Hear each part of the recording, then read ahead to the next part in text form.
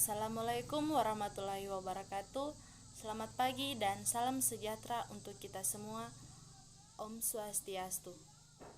Perkenalkan, nama saya Veronica Indriani, Stambuk A251-19096. Saya dari kelas B, Program Studi Pendidikan Kimia, Fakultas Keguruan dan Ilmu Pendidikan, Universitas Tadulako. Dalam video kali ini, saya akan mempresentasikan tugas mata kuliah pengetahuan komputer, materi tentang sistem operasi perangkat lunak. Dosen pengampu dalam mata kuliah pengetahuan komputer ini, dengan hormat saya sebutkan namanya Dr. Haji Jamaluddin M. Sakung, SPD, MKes. Baiklah, selanjutnya saya akan menjelaskan mengenai sistem operasi perangkat lunak. Pada pokok pembahasan yang pertama, saya akan membahas mengenai pengertian dari sistem operasi perangkat lunak. Apa sih sebenarnya sistem operasi perangkat lunak itu? Jadi, sistem operasi adalah perangkat lunak sistem yang mengatur sumber daya dari perangkat keras atau hardware dan perangkat lunak atau software. Juga sebagai penghubung dan pengatur antara software, hardware, dan brainware atau pengguna, agar kesemuanya dapat berkomunikasi dengan baik dan membuat nyaman bagi pengguna komputer tersebut. Perangkat lunak sistem adalah sebuah istilah generik pada sistem komputer sebagai pengontrol dan mengatur perangkat keras atau hardware pada lapisan yang pertama, di mana perangkat lunak atau software akan membantu untuk memanajemen, memproses, dan mengelola perangkat keras agar berjalan secara optimal. Ketika perangkat keras dinyalakan, maka perangkat lunak sistem akan memproses sumber daya, memanajemen proses, dan menangani struktur data sebuah perangkat keras. Pokok pembahasan yang kedua yaitu mengenai fungsi dari sistem operasi perangkat lunak. Pada PowerPoint yang telah saya buat, di situ saya mencantumkan ada 6 poin fungsi dari sistem operasi perangkat lunak tersebut, yaitu yang pertama, menjalankan operasi dasar.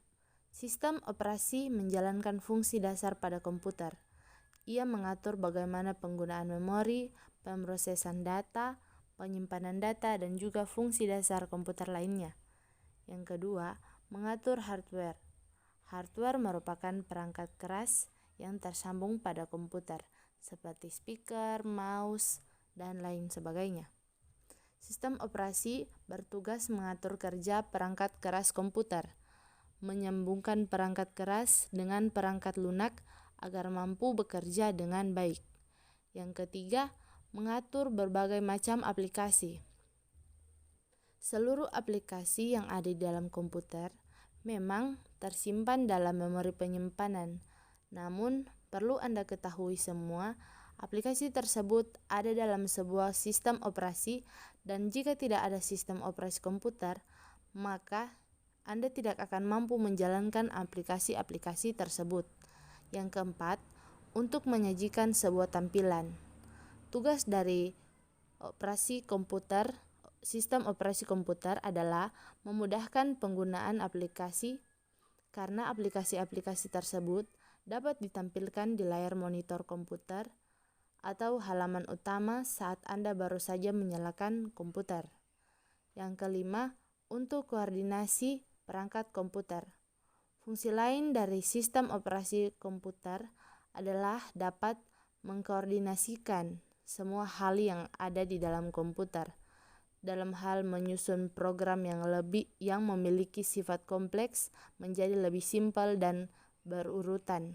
Dengan kata lain, memberikan kelebihan dalam membantu pekerjaan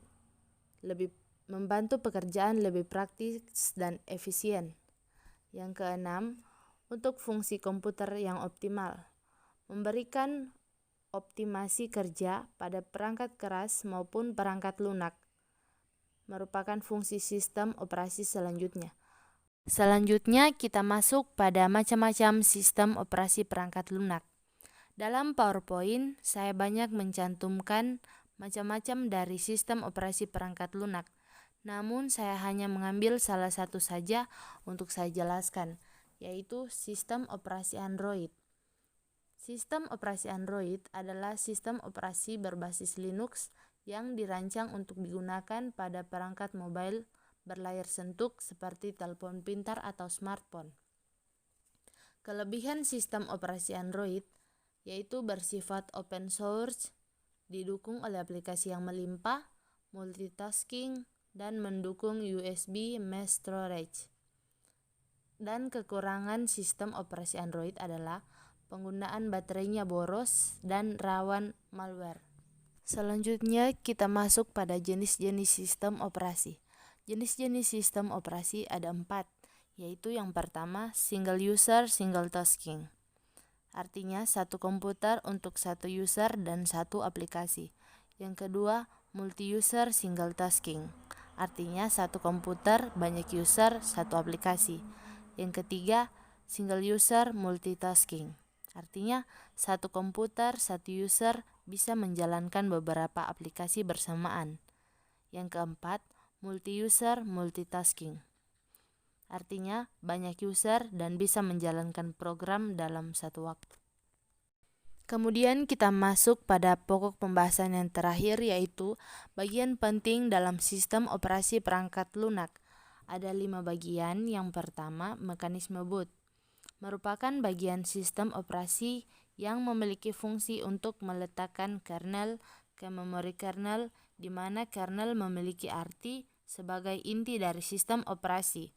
Yang kedua, command interpreter, di mana tugas sistem operasi adalah untuk membaca input yang mencangkup perintah yang menyediakan fungsi-fungsi standar maupun fungsi dasar yang disebut software atau perangkat lunak.